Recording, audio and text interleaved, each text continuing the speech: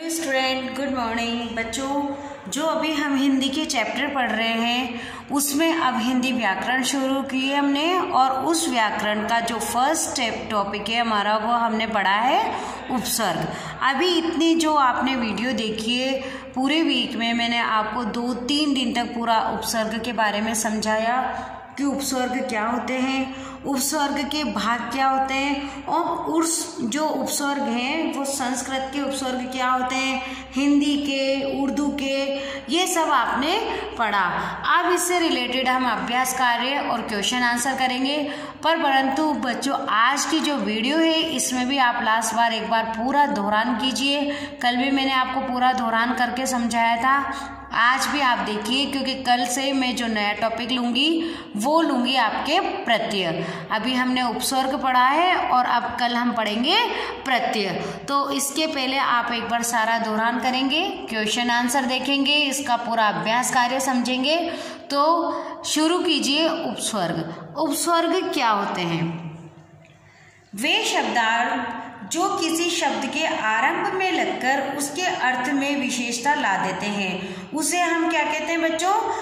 उपसर्ग कहते हैं। मैंने आपको समझाया था, जैसे मान लो गति है, गति के आगे मैं प्र जोड़ देती हूँ तो पहले तो हमारा गति का अर्थ क्या हुआ? चाल, वेग। अब जो चाल है, गति है, यानी कि अब अगर हमने उसमें प्र शब्द जोड़ दिया या प्र वर्ण जोड़ दिया तो पूरा जोड़ के पढ़ेंगे तो होगा वो प्रगति। तो अब प्रगति का अर्थ ही हमारा क्या हो गया? बदल गया, इसका अर्थ चेंज हो गया। तो सिर्फ एक प्र शब्द से लगने से उसका पूरा अर्थ चेंज हो गया। जैसे कि आप देखेंगे गुण क्या है? गुण। अब गुण तो आप जानते ही हैं, अगर मैंने इसमें अव लिख दिया या अव आगे जोड़ दिया और तो क्या हो जाएगा? अवगुण। तो अवगुण का अर्थ ही पूरा विपरीत हो गया। किससे हो गया? गुण से।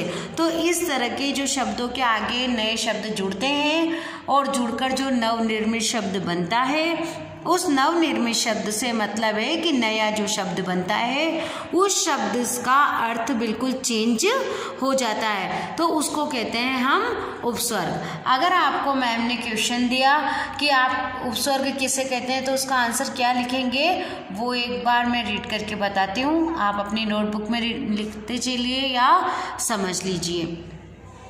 वे शब्दांश जो किसी शब्द के आरंभ में लगकर उसके अर्थ में विशेषता ला देते हैं अथवा उसके अर्थ को बदल देते हैं, उपसर्ग कहलाते हैं। अब बच्चों जो सत्य शब्द है, यदि हम उसमें अ लगा देंगे तो वो क्या हो जाएगा? असत्य हो जाएगा। इसी तरीके से आप ये देखिए सारणी, हमने गति, पता, गुण, मार्ग, इन सब में ये उपसर्ग शब्द लगा रखे हैं। उपसर्ग में क्या लिया मैंने? जैसे प्र, ला, औ, सु। अब इन दोनों से मिलकर जो नया शब्द बना है वो क्या हो गया? प्रगति। ला लगा तो लापता, औ लगा तो अवगुण, सु लगा तो सुमार्ग। तो इनका अर्थ और इनका अर्थ अलग हो गया, इसका अर्थ ही बिल्कुल बदल गया। तो ये तो हो गए हमारे उपसर्ग। अब हम समझते हैं उपसर्ग के भाग। तो आप देखिए यहाँ पर उपसर्ग के भाग कितने हैं? संस्कृत के उपसर्ग होते हैं, हिंदी के उपसर्ग होते हैं, उर्दू के उपसर्ग होते हैं, और उपसर्ग की तरह ही हिंदी में प्रयुक्त होने वाले जो संस्कृत के अय्यय होते हैं वो होते हैं उपसर्ग। अब बच्चों आप सोचोगे कि मैम ये संस्कृत के उपसर्ग क्या है, हिंदी के उपसर्ग क्या है? ये कुछ भी नहीं है, ये सारे उपसर्ग है। इनका सारा पैटर्न, सारा तरीका एक ही है, पर जो शब्द होते हैं, जैसे अगर मैंने संस्कृत में आपको बोला दुष्कर्म, दुष्चरित्र, निर्जन, तो ये हो गए संस्कृत के शब्द। तो जो इसमें नी, दुष, दुर ये जुड़ा तो ये शब्द हो गए हमारे संस्कृत के। अब आते हैं हिंदी के। हिंदी में जैसे अज्ञान, लौकिक, अथाह, तो ये लौकिक, ज्ञान, अथाह ये शब्द कौन से हमारे? हिंदी के शब्द हैं। अब जैसे आपने लौकिक में जोड़ दिया अ तो अलौकिक हो गया, और होनी में जोड़ दिया अन तो अनहोनी हो गया, ज्ञान के आगे हमने ऐड कर दिया अ तो अज्ञान हो गया। अब आते हैं आपको उर्दू के शब्द, जैसे दिल, खुश दिल। तो आपने सिर्फ एक खुश ऐड करने से क्या हो गया, उर्दू का शब्द बन गया खुश दिल। खुश मिजाज, मिजाज शब्द उर्दू का है, अगर आपने इसमें खुश जोड़ दिया तो क्या हो गया, खुश मिजाज। अब है समझ, समझ भी बच्चों ये जो शब्द है वह उर्दू शब्द है, अगर इसमें हमने ना जोड़ दिया तो क्या हो गया, ना समझ। सफ़र, सफ़र शब्द भी हमारा उर्दू का है। अब अगर सफ़र में अगर हमने हम शब्द जोड़ दिया तो क्या बनेगा, हम सफ़र। तो सफ़र तो रास्ता हो गया और हम सफ़र क्या हो गया, साथी हो गया।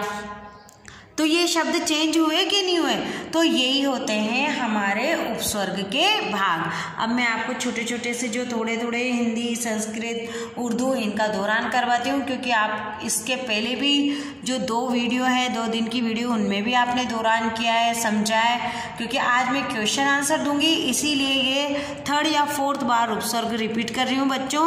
इसके बाद नया टॉपिक लेंगे और अच्छे से आपको समझ में आ जाए, हमेशा हमेशा आपको याद रहे, इसलिए आप जितनी बार भी वीडियो सुन सकते हैं, सुने, समझें और अपनी नोटबुक में नोट करें। तो आप समझिए अब उपस्वर्ग के भाग किसमें, संस्कृत में। पहले संस्कृत में समझते हैं हम।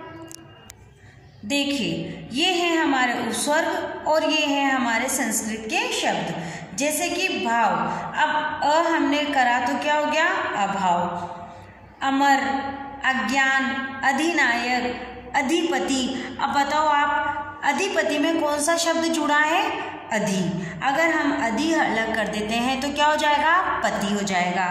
और अगर पति के आगे अधि लगा दिया तो क्या हो गया, अधिपति हो गया। इसी तरीके से कार, अब कार के आगे हमने अधि लगा दिया तो क्या हो गया, अधिकार। क्या हो गया बच्चों, अधिकार। अनुकूल, अनुमान। अब आप देखिए हिंदी के उपस्वर्ग, हिंदी के उपस्वर्ग में देखिए यहाँ पर क्या लिखा है, अज्ञान। तो इसके पहले क्या था, ये ज्ञान था, तो ऐड कर दिया हमने। ये जो उपस्वर्ग के शब्द है ना, आप इधर देख रहे हैं, इसमें हमने लगाया है। अज्ञान, अलौकिक, अथाह। अब इन शब्दों में हमने अन लगाया है। अनपढ़, अब आप इस पढ़ को अलग करेंगे तो क्या हो जाएगा, पढ़। और इधर क्या ऐड किया है हमने, अन। तो अन और पढ़ को दोनों को मिला के क्या हो गया, अनपढ़। अनहोनी, अनबन, अधखिला, अधमरा, अधपका। नी, अब इसमें क्या ऐड किया है हमने, नी। तो निडर, निहत्या। भर, भरपूर, भरपेट, भरकर। क और कु, तो कृपत, कुकर्म, कुसंग। उन, 59, 29, 49। परपे, परदेश और परलोक। अब उर्दू के शब्द देखिए आप, उर्दू में देखिए बच्चों, नापसंद। अब आपने क्या ऐड किया है इसमें, ना। खुशबू, इसमें क्या जोड़ा है आपने, खुश। हमदर्द, इसमें क्या ऐड किया है आपने, हम। तो ये हो गए हमारे संस्कृत, हिंदी और उर्दू। अब हमारा जो 4th भाग है वह है प्रयुक्त होने वाले संस्कृत के अव्यय, तो आप वो भी समझ लीजिए। देखिए ये होती है कुछ शब्द रचना बच्चों, आप इसको जो ये है ये ध्यान से देखेंगे। अब आपने यहाँ क्या है, अध। ध में कौन सी बिंदी लगी हुई है, अह की। पर जब हम ये नए शब्द में जोड़ेंगे यानी कि पतन में जोड़ेंगे तो अध पतन नहीं होगा, क्या होगा, ये अधो पतन। गति में इसको प्लस करेंगे यानी कि गति में हम लिखेंगे तो क्या हो जाएगा, अधो गति। अब अंतर, तो अंतर, अब आपको ये पूरा अंतर आपको ऐड करना है। अब यहाँ पर क्या था, अंतर हटा देंगे तो क्या हो जाएगा, राष्ट्रीय। पर अगर हमने अंतर लगाया तो क्या हो गया, अंतरराष्ट्रीय। तो जो आ की मात्रा है र की, वो कहाँ गई, र के ऊपर, अंतरराष्ट्रीय। अंतकरण, ये शब्द के अनुसार होता है। अब आप सोचेंगे मैम यहाँ तो अंतरराष्ट्रीय हो गया था, यहाँ अंतकरण क्यों नहीं हुआ। नहीं बच्चों, ये क्या है, इस शब्दों के अनुसार बनता है। जैसे अंतकरण, अंतर, आत्मा। अब है अलम, अलम में म आधा है, तो म आधा है इस वजह से क्या होगा यहाँ पर, क्या करेंगे, अलंकार। अब ये देखो यहाँ पर अलम में पर्याप्त में अलंकार, अलंकृत, अवि प्रकट, आविष्कार, चिर बहुत समय, चिरकाल, चिरस्थायी, चिरंजीव, सत तो सत्कर्म, सत्यकार। तो इस तरीके से बच्चों ये जो सत्कर्म सत्कार है, पुनः, पुनर्जन्म, पुनर्मिलन, पुनर्विवाह, तो ये हो गए हमारे शब्द रचना। और एक काम और कर सकते हैं बच्चों, आपकी हिंदी शुद्ध हो, आप अच्छा पढ़ सकें। सभी क्या सोचते हैं हिंदी इजी है, हम कर लेंगे, पर ये गलत फहमी है। अगर मैं क्वेश्चन आंसर भी आपको नहीं देती हूँ या नहीं समझाती हूँ तो बहुत से बच्चे नहीं कर सकते, पर आपको उसके लिए क्या करना पड़ेगा, ध्यान से वीडियो देखनी पड़ेगी, चैप्टर को समझना पड़ेगा। जितनी बार आपको वीडियो आती है उतनी बार आप उसे देखेंगे तो अच्छे से समझ सकते हैं और कर सकते हैं। अब जैसे ये शब्द हैं शब्द रचना, इन शब्दों को आप अपने जो कठिन शब्द समझकर इन शब्दों को 2-2 या 3-3 बार अपनी नोटबुक में लिखेंगे। क्या करेंगे, हम इनको 2-2 या 3-3 टाइम्स जो वर्ड हैं इनको हम लिखेंगे। अब बच्चों ये हो गए हमारे उपस्वर्ग। जब तक हमारा नया टॉपिक शुरू होता है तो आपको उपस्वर्ग अच्छे से आ जाना चाहिए। हम जब भी आगे बढ़ेंगे पर जो पीछे का हम छोड़ के जा रहे हैं उसमें कहीं से कहीं तक भी आपको कोई डाउट नहीं होना चाहिए, कोई परेशानी नहीं आनी चाहिए। इसीलिए मैं 2 या 3 बार आपको हर चीज़ रिपीट करवाती हूँ। फिर भी आपको कोई परेशानी आए या कोई बात हो तो आप मुझसे कभी भी पूछ सकते हैं बच्चों। Thank you. और आज जो क्वेश्चन आंसर है वो करने हैं आपको SW में, तो आपको क्वेश्चन आंसर इस वीडियो के बाद में जो मैं आपको पेज सेंड कर रही हूँ उसमें से आप क्वेश्चन देखेंगे और करेंगे। Thank you.